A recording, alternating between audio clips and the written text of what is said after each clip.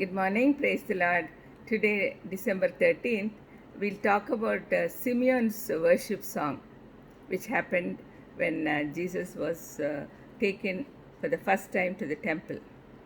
In Luke 2:32, he says, "A light to bring revelation to the Gentiles and the glory of your people Israel." We all know that Christmas is derived from two words, Christ and Mass, which means worshipping the anointed. Mass is worshipping, Christ means anointed. When Jesus was born in Bethlehem, many people praised him. When as a baby, Jesus was brought to the temple at Jerusalem to be presented to the Lord, to be sanctified. That was all the Jews used to do that. There in the temple was a just and devout man, Simeon, who was promised by the Holy Spirit that he would see the Savior before he died. When Jesus was brought into the temple, Simeon recognized the baby as the consolation of Israel, took him into his hands, and started praising God for sending the Messiah. In the above verse, we see that Jesus is the universal Savior. The consolation of Israel means the messianic hope. Though this song, Simeon, is a worship song, we can also call it a salvation hymn, since he says, "For mine eyes have seen thy salvation."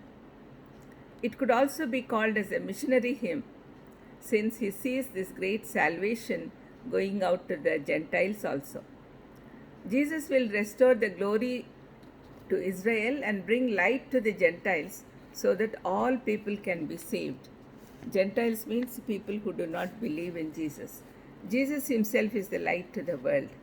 Simeon, being a devout Jew, knew the prophecies about the coming of Messiah.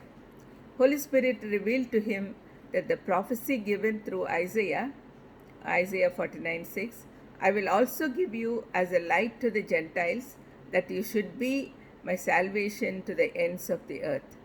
That prophecy was fulfilled. Simeon was a righteous man who was waiting for the first coming of Jesus, who would come as a savior to redeem his own people as well as the Gentiles. Now, as believers, we should be awaiting his second coming. We should be ready and make others ready. Preach and prepare others who do not know about Christ. That is our duty. That is Jesus Christ came onto this world and sacrificed himself. But then that sacrifice shouldn't go waste. So we should preach to others. We should be like Simeon. Simeon, those days, he was waiting for the Lord, for the Savior, and he saw him.